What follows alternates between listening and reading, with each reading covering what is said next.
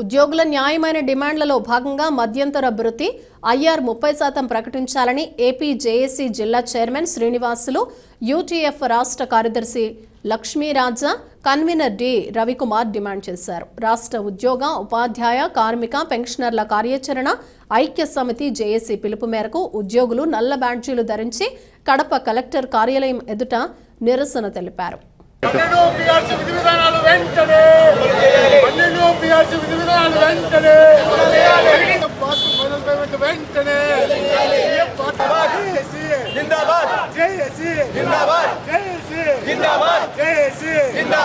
పరిష్కరించాలి ఉద్యోగ ఉపాధ్యాయ కార్మిక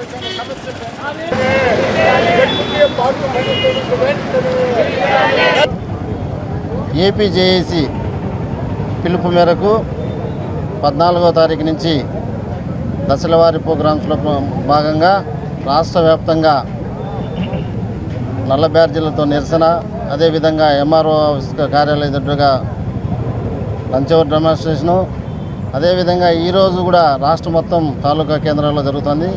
అందులో భాగంగానే మన కడప జిల్లాలో కూడా ర్యాలీ, ధర్నా అనే కార్యక్రమంలో భాగంగా ఈరోజు కడప జిల్లా అందు నిర్వహించడం జరుగుతుంది.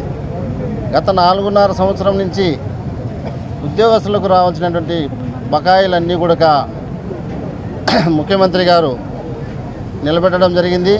ఏపీజీఎల్ అయితేమి, జీపీఎఫ్ అయితేమి, మెడికల్ రీయింబర్స్మెంట్ అయితేమి, సిపిఎస్ ఉద్యోగస్తులకు 10% రికవరీ ఆ అమౌంట్ అయితేమి, మొత్తం ఉద్యోగస్తులు దాచిపెట్టుకున్న ఏ అమౌంట్ను కూడా వాళ్ళ అవసరాల కోసం పెట్టుకుంటే ఆ అమౌంట్ను ప్రభుత్వం ఇచ్చే స్థితిలో లేదు. కాబట్టి దశల వారీగా మా రాష్ట్ర నాయకత్వం జేఏసీ పక్షాన, ఏపీ ఎన్జిఓస్ పక్షాన సిఎస్ గారిని పలు దఫాలుగా కలచడం జరిగింది. గ్రూప్ ఆఫ్ మినిస్టర్స్తో కలచడం జరిగింది.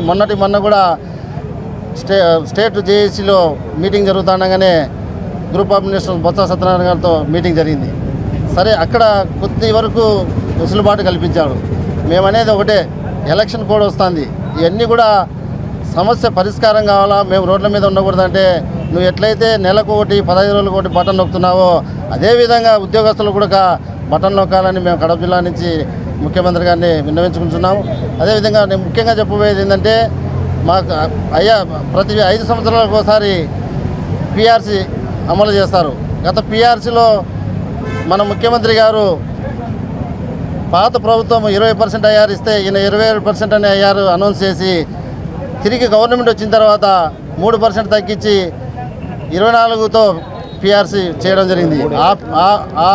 ఆ పర్సంటేజ్ని కూడా ఈ పిఆర్సీలో కలిపి మాకు ఉద్యోగస్తులందరూ కూడా న్యాయం చేస్తారని కడప జిల్లా నుంచి డిమాండ్ చేస్తూ, రాష్ట్ర ప్రభుత్వం అధికారంలోకి వస్తే ఉద్యోగులకు, ఉపాధ్యాయులకు, కార్మికులకు, పెన్షనర్లకు వాళ్ళకు రావాల్సిన ఆర్థిక అంశాలన్నీ కూడా సకాలంలో ఇస్తామని చెప్పిన ఈ ప్రభుత్వం, ఈ ముఖ్యమంత్రి అధికారంలోకి వచ్చిన తర్వాత ముఖ్యమంత్రి ఇప్పటి వరకు ఉద్యోగులు, ఉపాధ్యాయులు, కార్మికులు, పెన్షనర్ల సమస్యల పరిష్కారంలో ఒక్కరోజు కూడా ఆయన టైం వెచ్చించిన దాఖలాలు లేవు.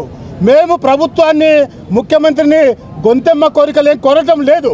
మాకు రావాల్సిన ఆర్థిక బకాయిలు, మేము దాచుకున్న ఏపీజీఎల్ఐ పార్ట్ 2 ఫైనల్ పేమెంట్ చెల్లింపు, అలాగే PF, GPF, ZPPF part 2 final payment చెల్లింపు, అలాగే మెడికల్ రీయింబర్స్మెంట్ బిల్లుల చెల్లింపు, కరోనా సమయంలో చనిపోయిన వాళ్ళకు కూడా ఇప్పటి వరకు మెడికల్ రీయింబర్స్మెంట్ ఈ ప్రభుత్వం చెల్లించలేదు.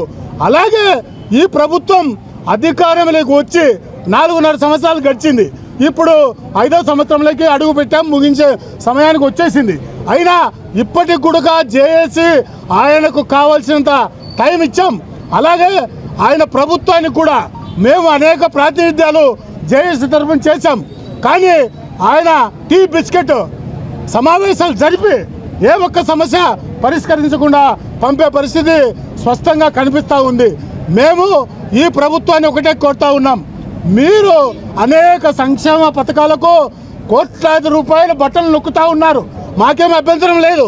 అయితే మా ఉద్యోగులకు, ఉపాధ్యాయులకు, కార్మికులకు, పెన్షన్లకు రావాల్సిన డిఏ రేట్స్ కావచ్చు, పిఆర్సీ రేట్స్ కావచ్చు, మిగిలిన అన్ని ఆర్థిక బకాయిలు ఐఆర్ 30% వీటన్నిటి కోసం మీరు కూడా మాకు ఒక బటన్ నొక్కి మా ఆర్థిక సమస్యలు పరిష్కరించాలని ఈ ప్రభుత్వాన్ని, ఈ ముఖ్యమంత్రిని జేఏసీ తరఫున డిమాండ్ చేస్తూ ఉన్నాం.